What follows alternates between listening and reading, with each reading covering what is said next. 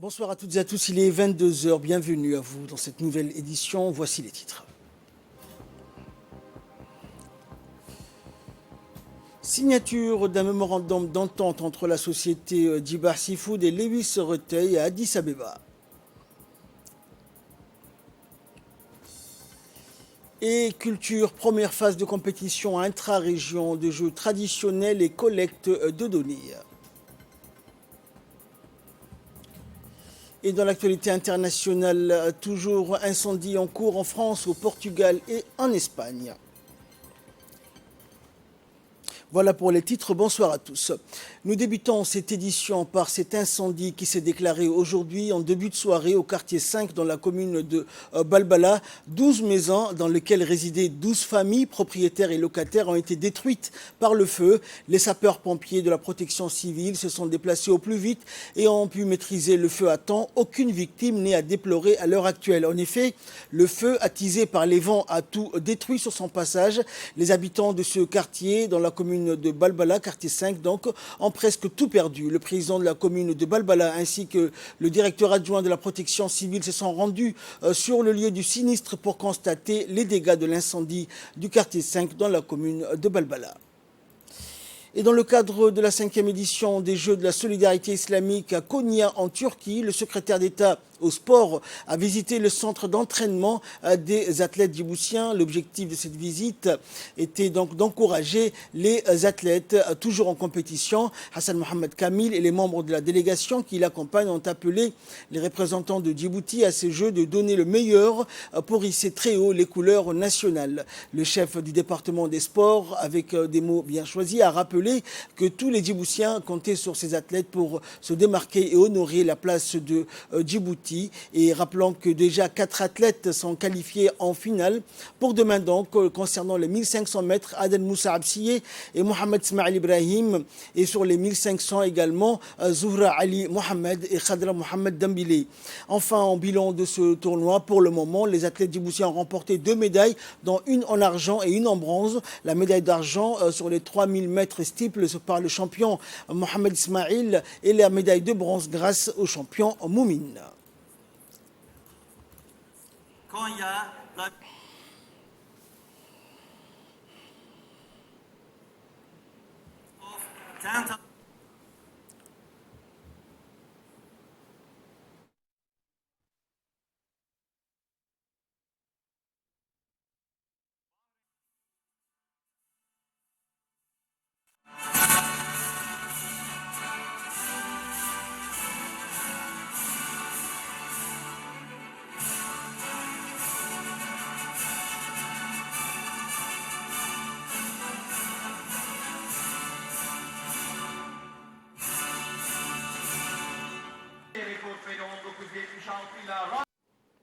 Dans l'actualité également, la présentation du projet d'appui à l'engagement de la société civile dans le processus de développement des 5 régions de l'intérieur s'est clôturée à Arta ce week-end. L'agence de mise en œuvre Kaizen Company qui pilote ce projet financé par l'USAID et abritait donc la salle de conférence de Senuhil. Cet atelier de présentation des résultats des ateliers de co-création qui ont eu lieu au mois de mai dernier au Sheraton Hotel et le plan d'implémentation annuel du projet.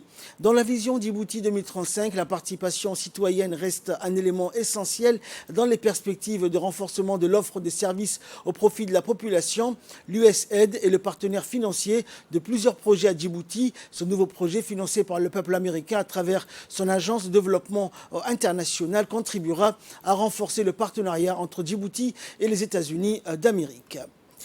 Des ateliers de sensibilisation et d'information sur le processus en cours de la décentralisation se sont déroulés dans la région d'Ali Sabié. Ces ateliers sont organisés par le ministère délégué à la décentralisation dans le cadre du programme d'appui à la décentralisation et aux initiatives locales financées par l'Union européenne. Le lancement des ateliers qui a eu lieu au conseil régional d'Ali Sabié a vu la participation du président du conseil régional d'Ali Sabié. Cette vaste campagne de sensibilisation a pour objectif d'informer la population sur les rôles et les responsabilités des acteurs de la décentralisation. Une équipe du ministère de la Jeunesse et de la Culture, donc comprenant le directeur par intérim des CDC et le conseiller technique de la ministre de la Jeunesse et de la Culture, s'est rendu à Ali Sabieh.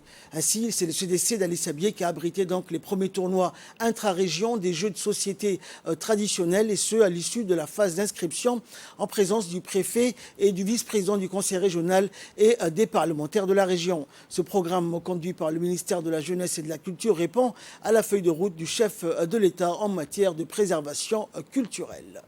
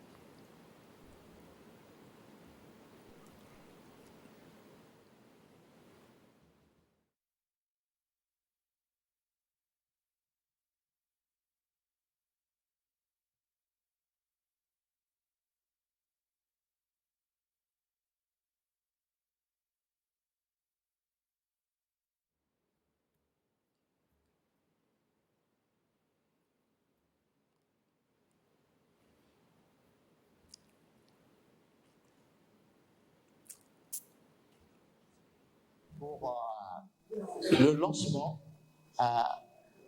des jeux traditionnels à Ali Sabieh. Durant le mois d'août, du 2 au 30 août, donc beaucoup d'activités relatives aux jeux traditionnels vont se dérouler durant cette époque.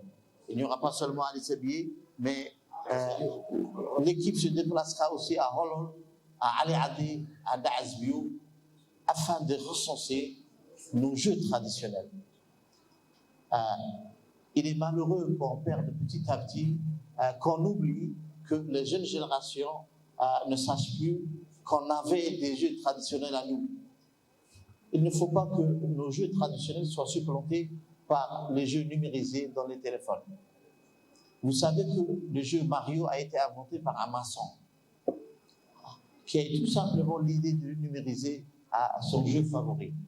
Et nous aussi, pour que les jeunes puissent suivre le rythme et garder nos jeux traditionnels, nous avons besoin, messieurs, avec l'aide de la ministre de la Jeunesse et de la Culture, de numériser tous les jeux traditionnels que nous avons à Ali Sabieh. Et c'est comme ça seulement que nous pouvons avoir les supports qui permettront aux jeunes de perpétuer ces jeux. Merci.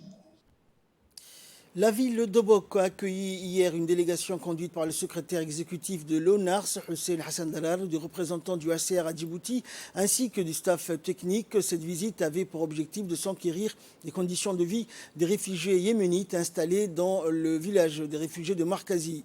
Avant de se rendre sur place, le secrétaire exécutif de l'ONARS et le représentant du HCR ont effectué un bref passage à Obok, chef-lieu de la région, où ils se sont entretenus de l'objet de leur visite avec le premier adjoint du préfet Ali ainsi qu'avec les autorités civiles et militaires de cette région dans le salon officiel de la résidence.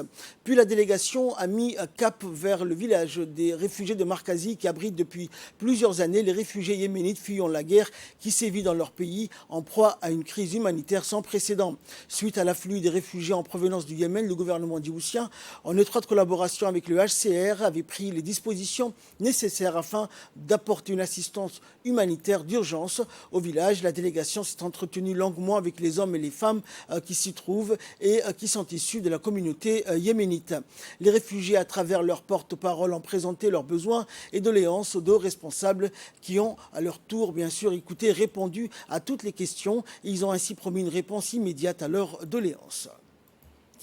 Direction Addis Abeba à présent, Djibah Seafood Company, l'usine djiboutienne spécialisée dans l'exploitation, le traitement et le conditionnement des produits de la mer, et Belayab Food et Lewis Retail viennent de signer à Addis Abeba un mémorandum d'entente qui prévoit l'exportation des fruits et légumes djiboutiens vers le marché éthiopien.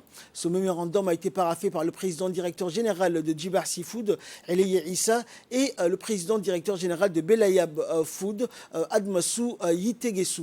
La cérémonie de signature a eu lieu à l'ambassade de Djibouti à Addis Abeba en présence d'une représentante de la compagnie nationale Air Djibouti qui assurera le transport des marchandises par voie aérienne vers l'Éthiopie.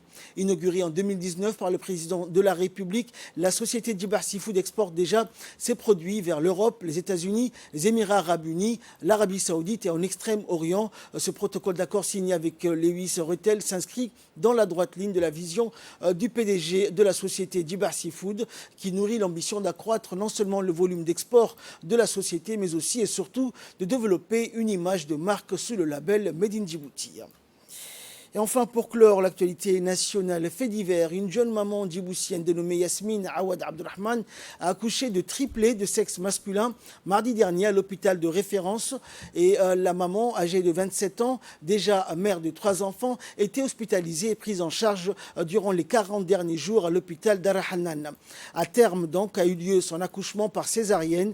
Une équipe médicale composée d'un gynécologue, d'un anesthésiste réanimateur et d'un pédiatre néonatal, en plus d'un staff d'infirmiers a supervisé l'opération qui s'est déroulée dans les meilleures conditions. Selon le gynécologue Dr Waberi, cette opération a été un franc succès. Nous avons mené à bien cet accouchement, a-t-il déclaré. Étant donc une grossesse à risque, il était important de faire un suivi de 41 jours ici au sein de l'hôpital, a-t-il conclu. En nouvelles du monde, à présent, incendie toujours en cours en France, au Portugal et en Espagne. L'Europe vole au secours de la France pour aider les pompiers qui luttent avec acharnement contre la reprise spectaculaire d'un incendie en Gironde et dans les Landes où de premiers renforts sont arrivés d'Allemagne hier. Au total, 361 pompiers européens ont pris la route du sud-ouest de la France pour épauler les 1100 pompiers qui combattent nuit et jour une reprise de feu du gigantesque incendie de l'Honduras. Et selon la dernière étude de l'Observatoire européen de la sécheresse, environ 60% du territoire européen est actuellement touché par la sécheresse. Plusieurs pays du continent sont encore frappés par une vague de chaleur. Le Royaume-Uni n'est pas épargné, à l'image d'un feu d'herbe qui s'est déclenché à Canvey Island, à l'est de Londres, hier. Fin de cette édition. Merci de l'avoir suivi. Excellent week-end sur Télé Djibouti.